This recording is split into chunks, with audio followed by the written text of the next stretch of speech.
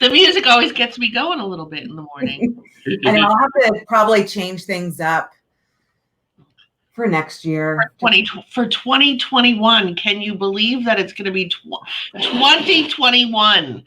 That is just when I was about time, kind of. Well, yeah, that's true. I don't mean it that way. I mean, like when I was a child, 2000 seems so far away. Like I was like 7, 8, 9, and I thought that the end of the world would be here by then, and that would be that, because that was all, in those times of like George Orwell, 1984, and I don't know, doom and gloom, and we had the whole Y2K thing. Yeah, the Martians are coming. Like I thought all of that, and who thought I would have made it to 53? I guess is it. Well, I remember the Prince song. That always felt like forever. So true. So true. So today was supposed to be our sunny day. When I looked at the forecast, it was raining Friday, Saturday, Sunday, maybe even it rained Thursday too. It was supposed to clear up last night. We were supposed to have sunny days, and that has not happened. So now I'm hoping. So it's not sunny Florida right now? It is not. It is sunny where I am. We had a little bit of rain come through last night. I think we're getting some Wednesday morning. Of course, it just brings on a little bit of cold. I mean, it's 43 degrees currently. Wow. No, I don't even know what the degrees is, but I'm sure it's 70. Yeah. So and you guys go like fluctuate like by 5, whereas we'll get up in the 60s. But it's like 34 at night. But wow. But it's a different cold than Florida. Florida is that wet, goes right through you. Doesn't matter what kind of jacket you wear, it like goes right through everything. Whereas it's not that way up here. So it's cold, but I have found boots and sweaters. And I mean, I didn't even own a pair of closed-toe shoes other than like sneakers for conventions when you walk 10 miles a day. But I have found boots, and oh my gosh, there are such cute boots. So I have like half my closet's all boots, and now I have all these sweaters and that's awesome. I know. So I'm like, oh my gosh, my closet actually, I have to move stuff around. It's not the same exact thing year round. It's almost seasonal, and that's been pretty fun actually. More fun than I ever expected, because I wasn't sure if I would even make it through one winter, because I hate cold. I hate clothes. I hate all that stuff. But I'm finding these cute little jackets and sweaters and boots are kind of fun to be able to add to the wardrobe. So it's a little different. Right. Awesome. So I am wearing closed-toed shoes, but this is more a function of not getting pedicures. And so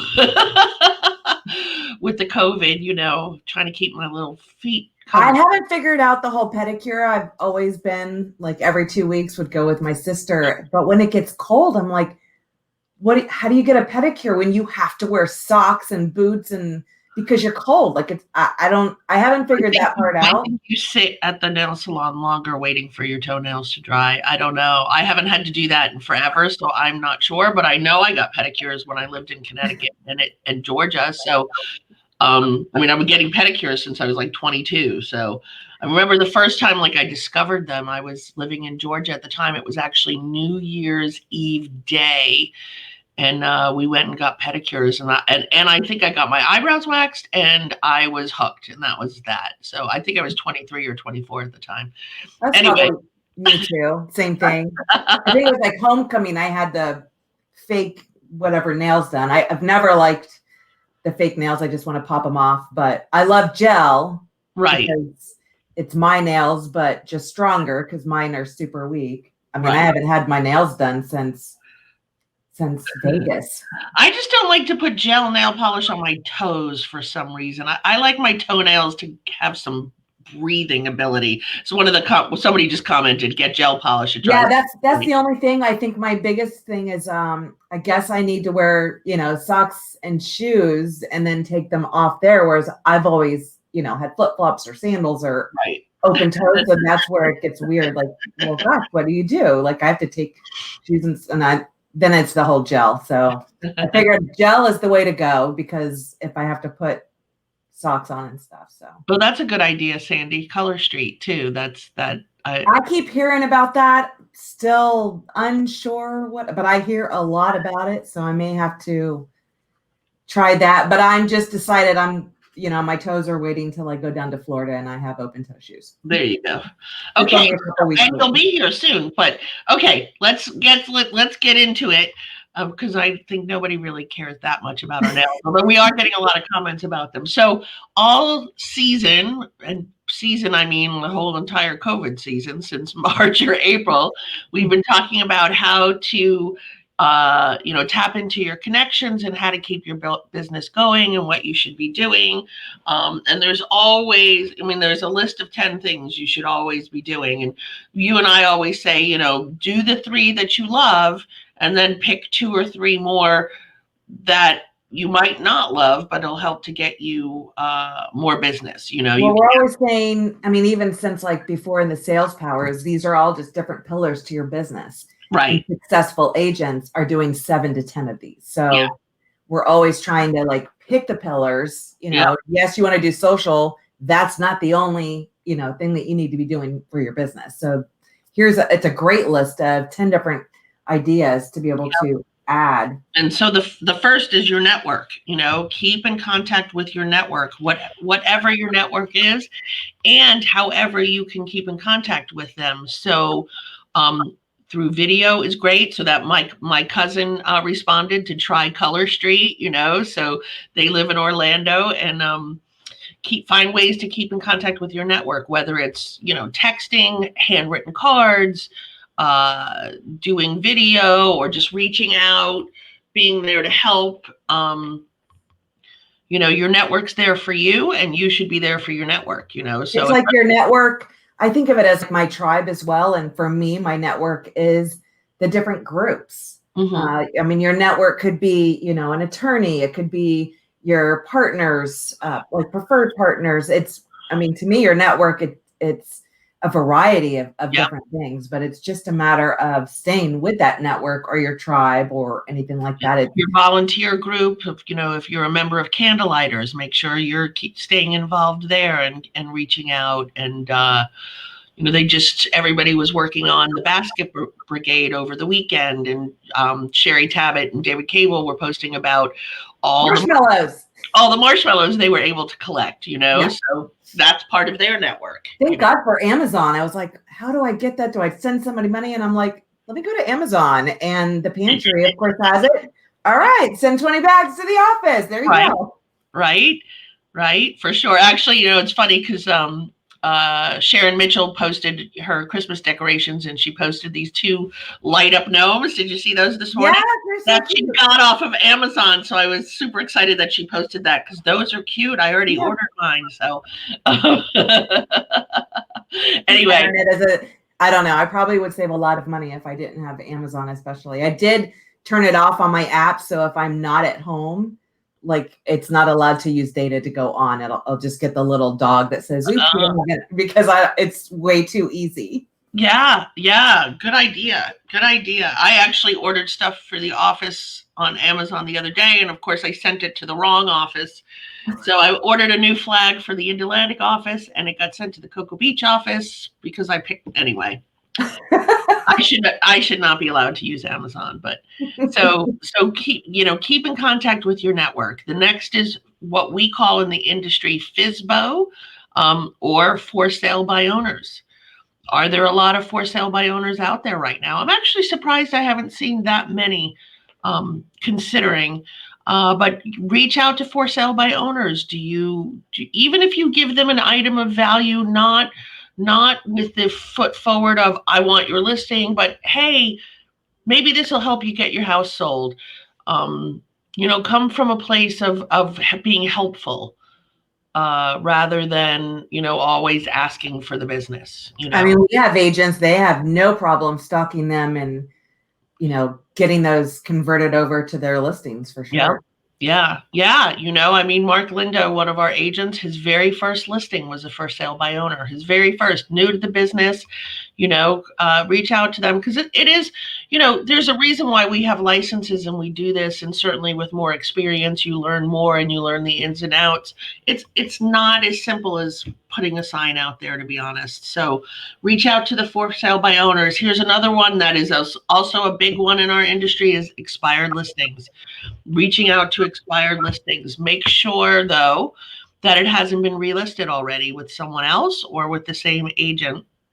But someone who's expired is obviously someone who's ready, willing, and able to sell their home. But for some reason it didn't get sold and it expired. And maybe they were worried about COVID and they took it off withdrew it from the market. And then it finally expired and now they're ready to get going. I know some people were waiting between COVID and the election. Elections always make people hesitant. Just the nature of it.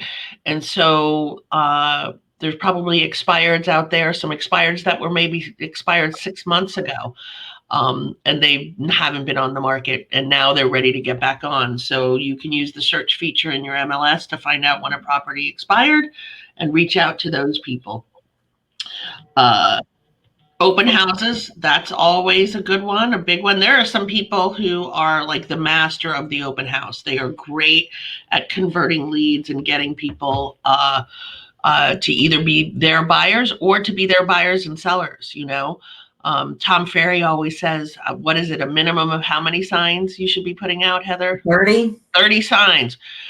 And not mega open house. That's it, a mega open house. And that's not just a sign that says open house. That's a sign with your name on it. That's branding. That way people see your sign. They're reminded of what you do. Yeah. Bernadette Day, I know she does it and she has her kids put the signs out and she'll get calls or texts from friends or whatever. Saw your sign, saw your open house. I've had people take pictures of themselves next to my signs and then post them on Facebook when they see them. So that's an awesome way to get business. I mean, I personally don't love doing open houses. But there are people that do, and that's part of their pillar to their business, and it's super successful for them. I know I used to love open houses, but then I found I would get heartburn because I would always have like the candle. I'd have fake, cookies, the sugar cookies, with the candle that smelled like it. So it looked, because I would cook. So it was like I baked them, and then I would have that tray with like the pepperoni, salami, and cheese, which I love, but I found that I would just eat them all. Right. Eating vanilla cookies. I used to take vanilla extract in the bottle, and I would put a few drops on a baking sheet and put that in the oven. And then it smells like you're actually baking the cookies. Yeah. That was my I just did the whole candle thing. Yeah, that works too. That works too, for sure. Pat Murphy, who was with our office and then moved to North Carolina, she was the queen of the open house and open house conversion. Mm-hmm. And our next one is doing your farm. She would only do open houses in her farm, and her farm was Suntree. And every weekend she would have an open house, and there would be Pat Murphy signs out. And she was the queen of converting those people into buyers, and in many cases she would represent both buyers and sellers on a deal. So if it's something you like to do and you want to do, or even if you don't like but you want to perfect it, there's so much information out there on open houses. Learn your scripts on how to talk to people and how to ask them if they're working with agents, and how to decide if they are just looky-loos or if they're serious. And learn the big thing with those, even with all of the things we've talked about so far, mostly the for sale by owner, the expired, the open house, learn your scripts. And there are scripts out there. There's so many coaches out there that give away scripts for free. So you can either find them on our back agent. We have tons of scripts, or you can search and get them. No, right. And if you're a newer agent and you don't have listing inventory, find an agent in your office that does. I know our agents are always asking for people to do open houses on their listings because they don't want to do them. But if you're a newer agent, it doesn't have to be your listing. Let people know, let the agents know in your office that you're willing to do those. And, And I would say invest in open house signs with your names on them. For, $250, you can get like, I don't know, 10, 15, maybe even 20 signs. Get your name out there on those signs, which I think is awesome. Absolutely. The next is your farm. So if you haven't decided or determined what your farm is, you need to figure that out. Is it by where you live? Is it somewhere other than where you live? Is it closer to your office? And be consistent.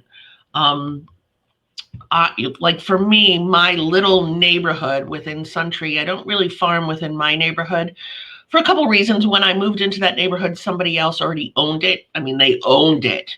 And I'm okay with that. I like that other agent. We're friends, but she owns it pretty much. So why would I spend too much time, energy, and effort investing in that neighborhood if someone really has a stronghold there? For me also, though, and I decided this a long time ago when I started up in Connecticut, I don't love listing my neighbors' houses. I don't want to come home from work and be stopped in the driveway and start talking about real estate. I talk about it every other place. That's even, what's the guy's name who's the #1 agent in Remax? He's out in California. He always speaks at the luxury thing. Oh, no, I know who you're talking about. Yeah. I can't think of his name right now. He doesn't he is almost like anonymous in his neighborhood. He lists like, the next town over, because when he comes home, he wants to come home and not have to be talking real estate, because it's what we do all day. So for me, but my farm, I generally farm in Suntree. That's where my kids went to school. That's where they participated in sports. That's where they participated in Boy Scouts. And I would always say just to have a couple different, like if you're doing subdivisions, yep, a couple different ones, different price ranges, and definitely do your research, by pulling up the sales in that area. Does somebody own it? Is somebody doing more than 50% of the sales in that neighborhood? They've probably been farming there for years. So always do your research to make sure that there is an opening. Right. Like if you're going to be spending your money, you should be, spending wisely and going to an area that's not, I always kind of like the less, maybe less attractive area, not so popular. Right. Right. So, yeah. So like what I do is I think I have 2 different groupings within Suntree, and I think I have, Peggy will have to tell me, but I think I have a list of 750 houses, 750, and then I have something like that's up to 1,500, and it's like a sprinkling of different neighborhoods, priced at 200,000 and priced at $1 million, but a little bit of everything. And again, like there's another neighborhood, Jeannie Hansen used to live in it. There were 5 or 6 agents in that neighborhood. So that's not on my list because, obviously all of those people are getting it. So just make sure, pick a farm and stick with it and be consistent. I mean, that's truly key. Is I can't, a lot of people, they're like, well, I've done something for 3 months. Nothing's, happened. And it's like, it doesn't, I would get calls from, they kept a postcard from 6 months prior, and maybe there was a death in the family or, different circumstances. People save that and do it different ways. And the farming can be done on social within your Facebook ads. It can be done making sure you find listings, do open houses in there. So your signs are everywhere. There's so many, the postcards, snail mail. There's such a variety of different ways you can touch people in these farming areas. Being consistent is truly key as far as advertising, marketing, any of that. I had a couple who they wintered here and summered in South Carolina. Do I have that right? Yeah. And they literally, they got my postcard in South Carolina, put it in the car with them when they drove down for the season, and then called me off that card. So that may seem antiquated, but it works. It happens. And it happens. You have to be consistent and don't give up if something didn't happen in the 3 months, because you're not spending a fortune, and all it takes is one sale to actually pay for anything that you're doing. So be consistent. Don't give up. Exactly. So then the next is sign calls. So when you get a listing, are you putting a sign out? Are you responding to that sign call? Are you taking that person, getting their information and putting them into your CRM? Are you setting them up on a drip campaign? Are you setting them up on a listing card campaign? Are you, again, that's another one where you need to work on your scripts so you know how to, when you get that sign call, chances are they're not going to buy the house that called off the sign. It's just not the way it happens. You usually, I mean, it does, but because usually if they're calling off a sign, they're at the beginning stages of their search. They don't have an agent out there, working on their behalf, trying to find them a house. So you need to know your script when you get the sign call to be able to convert them into a buyer for you or a seller. Are you getting sign calls from the neighbor because the neighbor wants to list their house? I mean, I just listed a house. So my investor Philip, we sold a house on a street called Suts Check, Suts Check, Suts Check. That's a tongue twister. Right. So we sold that house. Then I had another listing on that street. I mean, maybe there's 20 houses on the street. I don't even know. And the next door neighbor to Philip's listing called me the other day. I posted about it in our group, actually. Philip gave him my number. Philip and I have been doing business together for a long time. And I walked into his house and we did the tour and we sat down to start talking. And I started with what's great about Kerry Ramage, what's great about Remax Elite. And he's like, oh, you don't need to sell me. I saw what you did for Philip, and he says great things about you. Just, let's just talk about price. And I was like, great, this is how much I think. Sign on the dotted line. This was on Tuesday. The pictures were on Thursday. It was listed Friday night. We had 10 showings on Saturday, another bunch of showings yesterday. At this point, I have 3 offers going down to sign, and we'll be done. So that's always a good thing. And I think also, I mean, there's sign now you could even do like QR codes that would take them to maybe like a landing to be able to get forced registration, or even just to the property itself. Or, I think I have for some agents, they go to like their link tree, which has links to the 3D tours, the regular, property information. There's so many different things you do, but with anything that you're doing, advertising, call to action, make sure you have the follow through with those. So if you may get a call and you don't do anything with that other than answer a couple of questions and there's no action steps involved with that, that's lost opportunities. So make sure with anything that you're doing, you have that follow through to make sure that they're going in your CRM, you set them up on a search, and that you stay in communications with them. And you don't want those lost opportunities. Yeah, for sure. For sure. I mean, that's because then the next one is ad calls. Are people calling off your ads, whether they're Facebook ads? If you're still doing ads in the newspaper, I don't really know anybody who's still doing that, but if you are, or if it's ads, just internet web ads, with Remax, we get a AdWorks /Megaphone 1 week ad. Are you getting calls off of that? Are those, and what are you doing when you get those calls? Are you getting those calls and you know your script and therefore you're able to convert them, or are you ignoring them, or are you too busy or think you do busy? Yes. So my cousin asked, can you put one of those QR things on your sign? You actually can. And then a person could go up. Usually you would do it with what's called a sign writer, Sandy. So it's like you put it above the side, it signs right in. And that way a person could go right up with their phone if they click on it. Just like if you guys are going out to restaurants right now and restaurants aren't doing paper menus and all that kind of stuff. They have a table tent that has the QR code. You take the picture with your phone and then it brings you right to their website. Same thing with on the sign. You put the QR code and then the person just goes right up, and then that will take them directly to the listing. And they don't even have to get out of their car. I mean, if you make that, if the QR code is big enough. Yeah, you just basically zoom in your camera, you zoom in, and it automatically, as soon as it reads that QR, it pops open that website.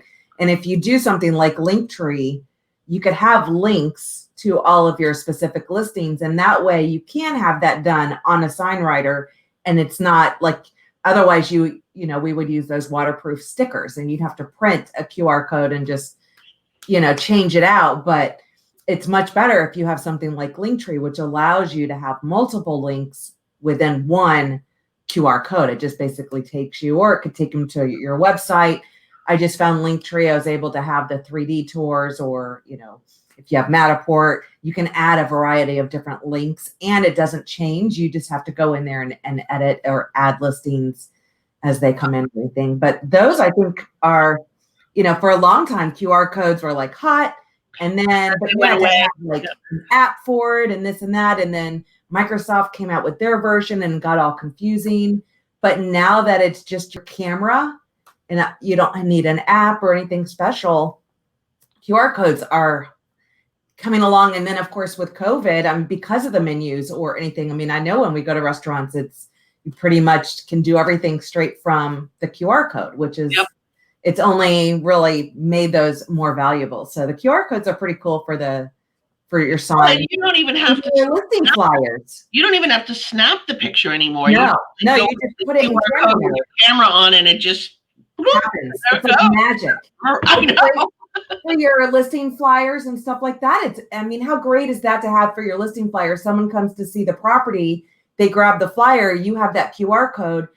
So many times you may have a couple photos on that flyer, but you can't really remember everything. But if you have that QR code and it takes them to the property website, I know with like Design Center, you can create your own landing, like a property website. You can add your Matterport, you can add all these different things to it, to be able to have that on your listing flyer for someone to be able to scan that easily after the fact, or even the looky-loo sellers or neighbors, that take out your flyers, for them to be able to see what you're doing. That that sets you apart. Right. Well, that's why, just bring that back to the open house. That's kind of why open house is important, not necessarily for the buyers, but it shows the neighbors who may want to list that you're doing open houses. You're going above and beyond. It's a lot of times it's not always about getting a buyer. It's about getting more listings. And let me just make a side note here, just since my cousin Sandy is up and posting and asking questions this morning. I don't even know if she's been to bed. I think she is on a wedding hangover because her daughter, my cousin Jennifer, and her fiance Gabe got married yesterday in Orlando, and they had to have an abridged wedding where only the bridal party and parents were there. So they had this big wedding planned, but because of COVID, they had to scale it back. So they streamed it on Zoom. And so congratulations to Jennifer and Gabe for getting married yesterday. Anyway, okay.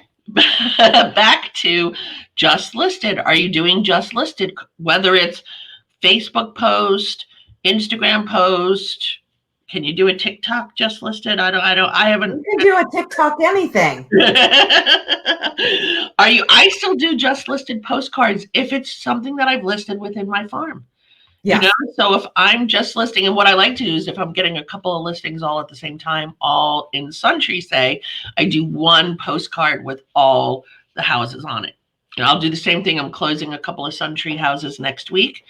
And I'll do one postcard of just sold with those houses on it so that I'm reminding the farm of what I'm doing. So that I cover two in one, just listed and just sold. Make sure, but let's say this, and we were talking about this earlier, I think in our creative group, about what you're going to do different for 2021 or what you learned in 2020. It's not the socialites group. Yeah. Socialites. That's what it was. Okay. It's not always about constantly posting your listeds and solds. So if you're selling 3 in 1 week, you don't necessarily want 3 different posts because it gets a little annoying, and people want to really learn about you too. But do like Kelly Bowling did this last week. She had 4 closings, so she put all 4 on one post, one flyer, one mailing, however you want to do it. That way, you're not constantly talking about real estate. You still want people to get to know you, and you want the personal aspect. I don't know. What was it you said in your comment on that thread? Do you remember? I know. In the now, providing value, inspiration, and not that third party fluff. Right. You shouldn't always have a third party posting for you because it's not personal, and it comes off as very. Well, and especially in 2020, when everything kind of happened, you could tell the ones that were paying for that third party, and what they were posting kind of didn't make any sense because we were all shut down. And, you know, I mean, there's life is changing as we knew it. And you could just tell that third party that's kind of getting syndicated on everybody's channel. And it just wasn't personal.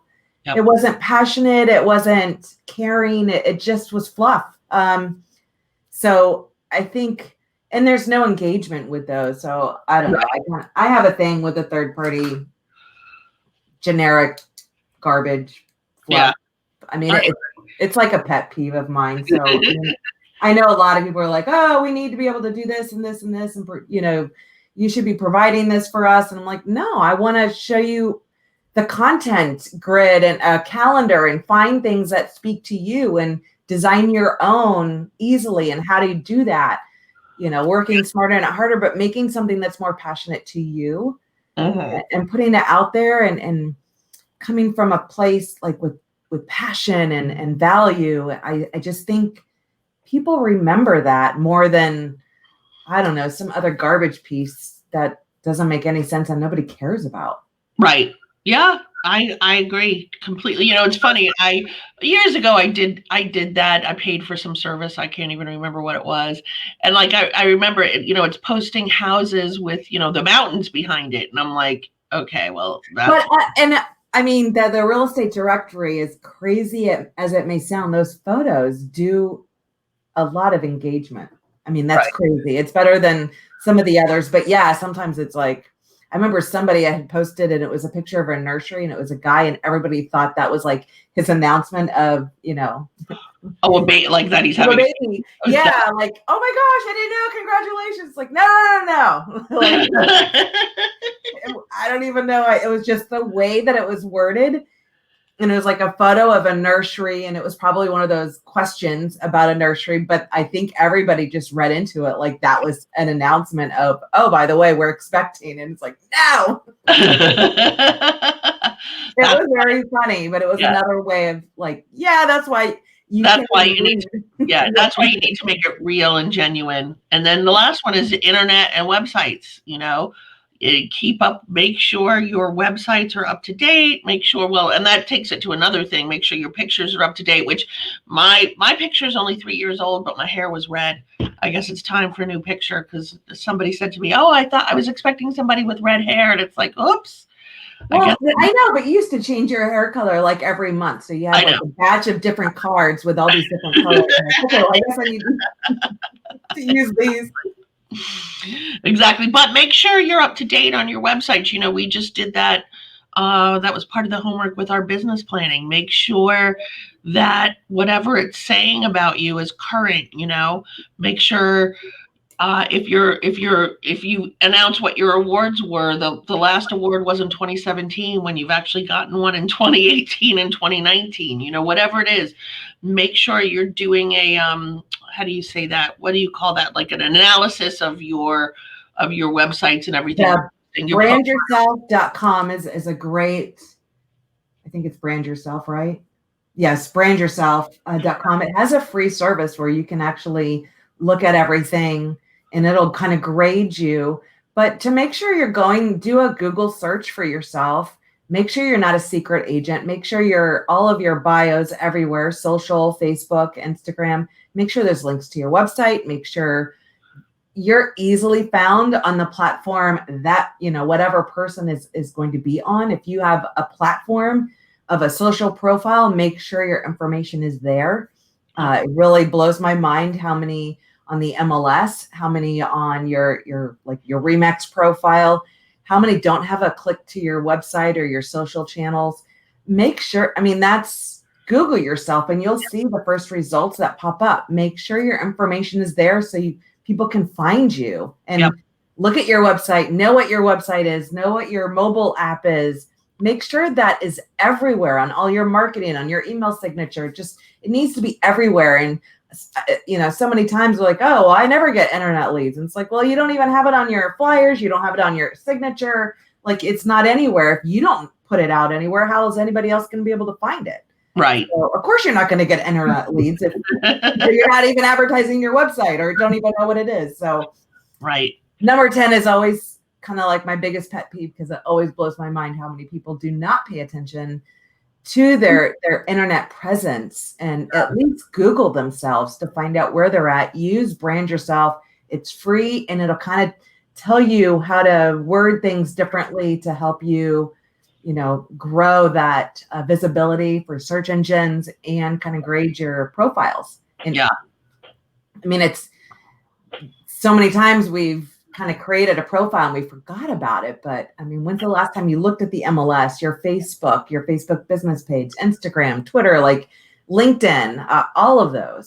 All of it. I've been in business for 14 years. Don't put a year in, put in cents or 20 plus or 25 plus or, since, I don't know that you want to put since 1980 or whatever, but I think not having to put a specific year, I would just do the 15 plus, 20 plus. So that way, you're good for a couple of years to be right. Yeah. Good idea. That's awesome. That's awesome, honestly. And if you need help, reach out. Like I said, we covered it in our basis planning section. We did a whole day on this. So look back. We also have that presentation, Don't Be a Secret Agent. So that's out there too. Yeah, that was a good one where it goes really in depth into all of these different profiles and stuff. Exactly. So weekly activity is take the first step. And then this is always good kind of for the end of the year, cleaning house, so to speak. Take the first step towards letting go if there's something in your life that is not serving you. And that's pretty deep. It can be very deep depending on how you want to look at that. Oh my God. But it's so true. And I think sometimes we do have a hard time letting go. And I love the part that, if it's not serving you, whether it be a tool or anything else in life, I guess, right now. Yeah. And let's see, the words of wisdom. One problem with gazing too frequently into the past is that we may turn around and find the future has run out on us. So for me, that was just stop looking in that rearview mirror because you're not going that way. That quote saying, yeah, to me, that was kind of the same way. And I feel with 2020, just in general, it's a good role because I know so many people were kind of stuck on what they didn't get done for 2020, but I feel our growth changed and everything kind of changed. So let's focus on the positive part of that versus what maybe we didn't do that we wanted to do. And I think we have a lot of that even with, Thanksgiving and family and, being close to people, don't reflect the negativity. Let's focus on the positivity so that we can grow from all of this. It's always about growth to me, always. And somebody posted in one of the Facebook groups this weekend, what do you do when, I can't remember what she said, but it was something that the house didn't close. The house didn't close. How am I going to get over it? And I was like, blinders on, think in front of you because there's nothing you can do about what happened, and on to the next, to the next. Figure out how you're going to get it closed with a different buyer. Figure out, always moving forward, always, right? Always. And just trying to find the positivity and spend that positivity part. And I think that kind of leads into, so next week will be kind of like a gratitude and reflection show. Not really like a fully structured, but some goodies. And it's the last show of the year for us. So we'll take off December, and then we have some really cool stuff coming down for January. So we're going to be working on that. Yep. But that's exciting. I know. So I guess happy Thanksgiving, everybody, however you're going to be spending it. I think most of us will be in smaller groups than normal, but that's okay. That's okay. Think of it this way, it gives you time to really connect with the people in your small group that you're doing Thanksgiving with. Right? I'm going camping with my husband. So there you go. In the mountains. All good. Lots of family togetherness. Yeah. Yes. Yeah, I'll be back for Thanksgiving, so I can at least cook that for the kids and stuff. But Thanksgiving's never been my thing because I don't like anything that's served on Thanksgiving. So me neither. I always called it the day of the big meal. I don't like turkey. I don't like stuffing. I don't like gravy. So we kind of do the same for Christmas and Thanksgiving. And I do my brown sugar spiral ham and mac and cheese and all that kind of stuff. Not the traditional. Leo do stuffing, but that just doesn't even look good. Yeah, I don't know. But I hope everyone has a wonderful Thanksgiving, however you're spending it. And then we will see you next Monday for our gratitude and reflection show, wrapping up the year. Wow. Thank goodness, kind of, maybe. I don't know. I think we've all done a lot this year. So anyway, yeah. But that's awesome. So until next week, wake up, kick ass, and repeat. We'll see you guys next week. Bye.